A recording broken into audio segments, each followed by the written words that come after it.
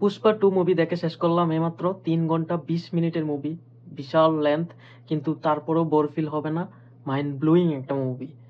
ফাহাদ ফাসিল, আল্লু অর্জুন, রাশ্মিকা মন্দানা তিনজন হচ্ছে main character, আর বাকি তো অনেকগুলা ক্যারেক্টার আছে। পুরো ইন্ডিয়ান মানে প্যান ইন্ডিয়ান যত ইন্ডাস্ট্রি আছে সব থেকে হচ্ছে কিছু না কিছু হচ্ছে কেমিও এনে হচ্ছে সেটাকে হচ্ছে কি মুভিটাকে বিন্দাস বানিয়েছে। আর হচ্ছে স্টোরি, স্টোরি তো হচ্ছে ওই পুষ্পা ওয়ান এর সাথে রিলেটেড, অর্থাৎ যারা পুষ্পা ওয়ান দেখে নাই তাদের জন্য পুষ্পা টু দেখাটা একটু মানে জাস্ট এনজয় করতে পারবে, কিন্তু স্টোরি রিলেট করতে পারবে না। তো এই জন্য হচ্ছে যারা পুষ্পা ওয়ান দেখেন নাই তারা পুষ্পা ওয়ান দেখে টু দেখা শুরু করবেন। কিন্তু পুষ্পা ওয়ান যে ব্লকবাস্টার, সবগুলোই তো ব্লকবাস্টার, ওয়ানও ব্লকবাস্টার, টু ও ব্লকবাস্টারই হচ্ছে, এটা নিশ্চিত।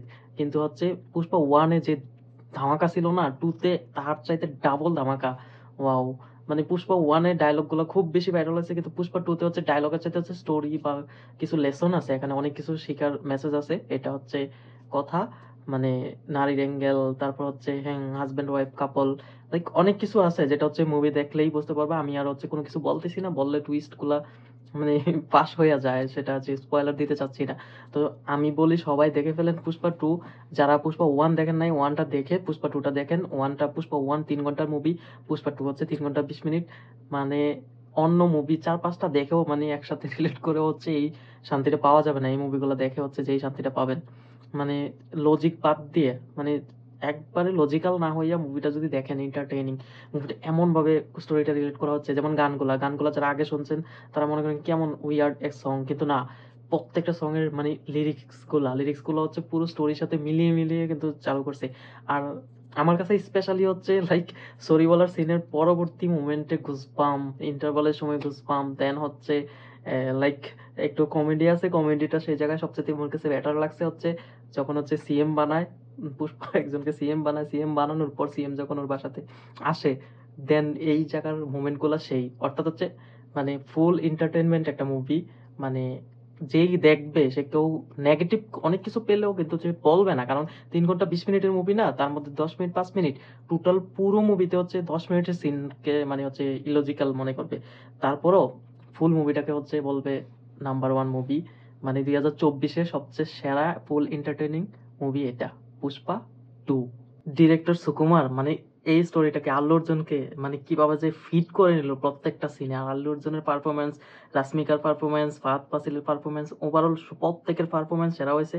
আর সুকুমারের এটার জন্য এপ্রিসিয়েট করা লাগে যে সিনগুলো আমি অলরেডি বলে ফেলছি। আর লাস্ট এন্ডিং ফাইটটা, ও মাই গড, ধাসু ফাইট, সেই একটা ফাইট হয়েছে মানে লাইক কি বলবো, মানে মজাদার, পরম সুখ পরম শান্তির ফাইট। যারা অতিরিক্ত মুভি দেখে এরকম কিছু মানে এক্সপেক্ট করে যে হ্যাঁ আমরা এরকম কিছু দেখতে চাই, সেটার তৃপ্তিটা এই মুভিতে পাওয়া যাবে। মানে এন্ডিং এর ফাইটটা অসাধারণ হয়েছে, মানে কাটাকাট ফাটাফাট, যেটা দরকার ছিল সেটা সেভাবে জাস্ট দেখবেন আর গুজবাম হবে, শরীরের পশমগুলো শিহরিত হইব।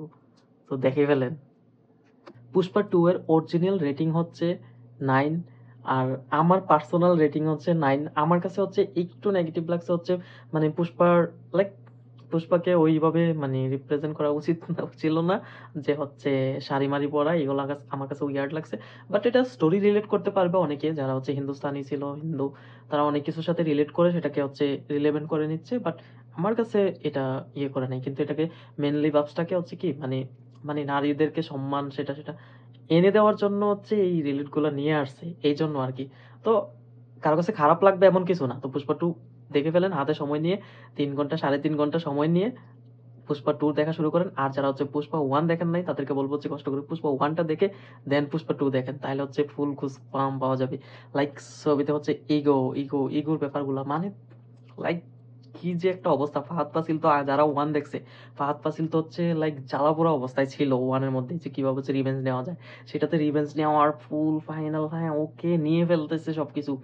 So, বলবো না স্পয়লার হয়ে যাবে। তারপরে আসা আবার মানে তেলে বেগুনে জলে ওঠার মতো মানে ডাবল ডাবল ইয়ে দেয়, প্যারা দেয় ফাহাদ ফাসিলকে। মানে কি যে একটা মোমেন্ট, মানে এই মনে হচ্ছে না পুষ্পাকে হারাই দিয়েছে, ডিফিট করে ফেলছে, এই আবার পুষ্পা রিটার্ন ব্যাক করে। মানে সিনগুলো আপনার কাছে মনে হবে ও হোয়াট ইমোশনাল সিন, বাট ইমোশনালটা কাটিয়ে কাটিয়ে ব্যাকগ্রাউন্ডে রিয়ন স্পিডি হয়ে যায় সিনটা, তখন গিয়ে হচ্ছে ও, মানে ফুল একটা এক্সাইটেড। যারা হচ্ছে থিয়েটারে এক্সপিরিয়েন্স করছে তারা হচ্ছে প্রত্যেকে মানে ওই সিনগুলোতে হচ্ছে চিল্লাচিল্লি করছে, মানে ওভার ভলিউমস। তো আমি হচ্ছে হল প্রিন্ট সেটা তো দেখা হয়েছে, তো এই জন্য বলা যাচ্ছে যে থিয়েটারের এক্সপিরিয়েন্সটা কেমন ছিল।